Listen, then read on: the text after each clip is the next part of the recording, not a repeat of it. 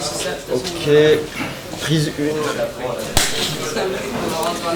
Je m'appelle Éric Chevance, je suis membre du collectif Bienvenue à Bordeaux, l'un des nombreux collectifs ou associations qui travaillent en soutien aux exilés, aux réfugiés, aux migrants qui sont ici sur place, mais aussi plus largement puisque le collectif Bienvenue collecte des fonds aussi pour l'association SOS Méditerranée. Ici à Bordeaux, la situation est extrêmement grave.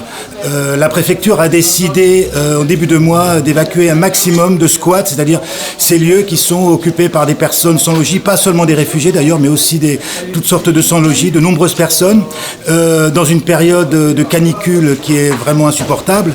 Et ces personnes se retrouvent pour la plupart dans la rue. Il y a 2000 personnes qui sont entre les quelques squats qui restent et puis à la rue. De nombreux collectifs, associations se sont mobilisés. On trouve des personnes qui passent leur journée et leur nuit sous la flèche Saint-Michel, c'est-à-dire en extérieur. À l'Athénée libertaire, eh bien, des repas sont servis, une centaine de repas le matin, une autre autant l'après-midi et le soir. D'autres personnes occupent la bourse du travail, mais aucune solution pérenne et même provisoire permettant un minimum de dignité, permettant de se laver, d'avoir un toit, n'est trouvée par les collectivités.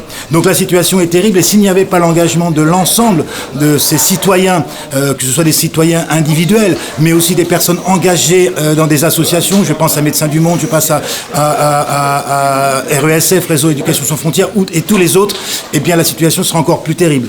Mais il faut effectivement qu'il y ait une mobilisation citoyenne pour pallier ces terribles carences de l'État et des pouvoirs publics. Il y a eu certes quelques prises de position récentes de la part d'élus locaux ou même d'élus nationaux, députés du territoire, mais pour l'instant, à ce jour, à part ces déclarations, eh bien, pas vraiment grand-chose se passe. Le département a bien essayé d'ouvrir ses locaux de l'hôtel du département aux réfugiés, mais c'était une action qui n'avait pas vraiment de sens puisqu'il n'y avait pas de possibilité d'avoir de sanitaire, puisqu'il fallait que les personnes arrivent le matin, repartent le soir, etc. Donc on se demande jusqu'à quel point c'était pas simplement de l'affichage, plutôt que voilà. Des gymnases ont été promis. Ces gymnases, c'est pas une bonne solution, mais c'est disons un pis-aller.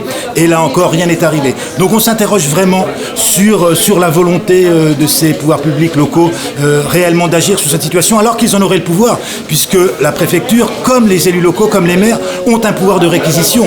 Et cette réquisition, eh bien, c'est ce que nous réclamons fortement. Il y a des nombreux lieux vides et des lieux qui ne vont pas être occupés dans les mois à venir. Je ne parle pas de lieux privés ou de maisons de personnes qui pourraient revenir chez eux, mais ne serait-ce que des bâtiments publics.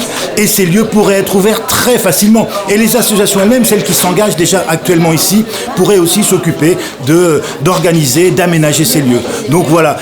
Et ce qui se passe ici à Bordeaux, c'est aussi à l'image finalement de la politique de la France d'un côté et de l'Union européenne de l'autre, c'est-à-dire faire le maximum pour convaincre ces personnes de ne pas venir en Europe. Or, c'est quelque chose n'est pas possible, on le sait, ces flux migratoires, ils vont continuer, ils vont s'amplifier pour diverses raisons, des raisons politiques, pour des guerres par exemple, des raisons climatiques, il y a des personnes qui vivent sur des terres qui sont tout simplement devenues invivables, pour des raisons économiques, et moi je ne suis pas contre ces migrants dits économiques, qu'on fuit la misère, c'est quelque chose qui est évidemment tout à fait légitime, et que ce soit la politique du règlement de Dublin, qui est quelque chose de totalement inique, qui impose aux personnes qui sont arrivées dans un pays européen et qui ont été identifiées, notamment par la prise de leurs empreintes dans ce pays européen, de demander l'asile dans ce pays, alors que ces personnes, pour la plupart, ils ont l'intention d'aller ailleurs, et que ça engorge aussi ces pays d'arrivée, l'Italie, la Grèce, etc., l'Espagne.